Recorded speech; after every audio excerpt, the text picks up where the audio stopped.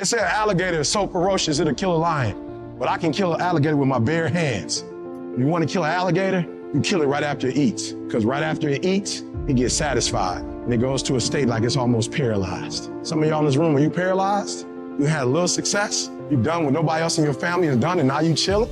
Come on, you ain't hungry no more? What have you eaten that's got you satisfied? What have you done? What have you accomplished that got you so full? You should still be hungry. Pavarotti, the famous opera singer, everyone talked about his incredible discipline for his craft. He said, you know, everyone thinks it's discipline. It's not discipline. He said it's devotion. He was so devoted to his craft, it drove his discipline. You've heard the cliche because it's true. The harder I work, the luckier I get.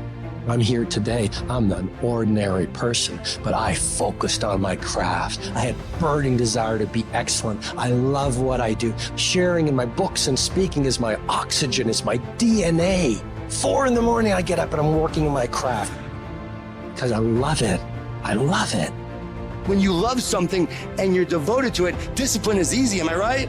So bring that love and devotion to what you do. It will drive your discipline. No one has to tell Tom Brady to go work out. He has a love and devotion to getting better. And your love and devotion will drive your discipline. That means you have to show up every day. You've got to put the effort in.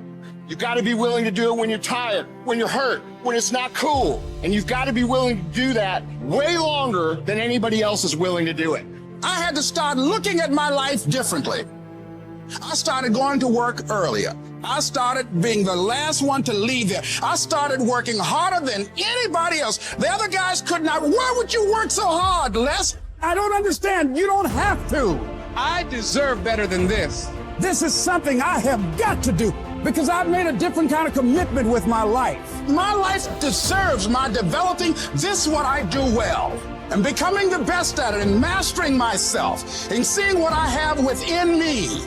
Wherever you are, whatever you're doing, do it with everything that you have. Develop the habit of giving more than what you're paid for. There are no shortcuts to greatness. To be great, you gotta be all in. To be great, you gotta get 120. To be great, you gotta put forth effort every single time, every single down. To be great, there are no days off. All men are created equal. Some just work harder. Some of us just grind. Some of us don't make excuses. Some of us don't surrender. Some of us don't give up and give in. What we do with the pressure is we say, I gotta take it, and I gotta take it to another level.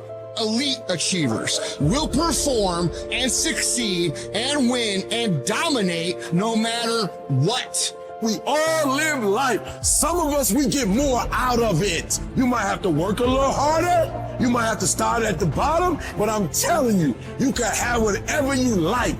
You just gotta work a little harder. You just gotta press a little deeper.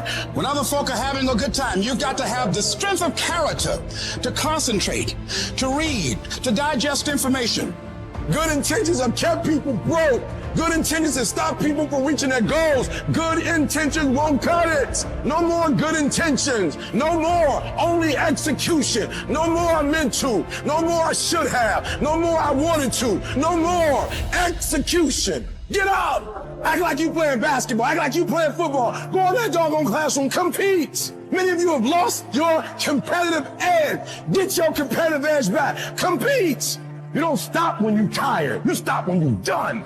You stop when you complete it, when you execute it. Successful people love the experience of not feeling like doing but then going and kicking ass anyway. They understand that those are the real victories in life. They understand that it's easy to do when you feel like doing shit. But they also understand that the real glory is earned when your heart is not into something, but your mind tells you, I'm gonna do this anyway, and does it. That's where people separate themselves from the pack. That's where people earn the right to success. They earn the money. They earn the life. They earn the relationship. They earn the body in those little moments where they don't want to do what they need to do, but move forward regardless of how they feel. That's what champions know, champions understand, and champions thrive on. What do? when the thing that you didn't ask for happens in your life in the shifting seasons. You can find yourself stressed out. You can find yourself depressed, mentally fragile because of the experiences, the turbulence that you have gone through. Setbacks will happen, and when they do, it's okay to get depressed, it's okay to cry, it's okay to go home, but eventually you have to get over it and move on. The greatest people who've ever walked this planet constantly had setbacks in life and failures. Constantly.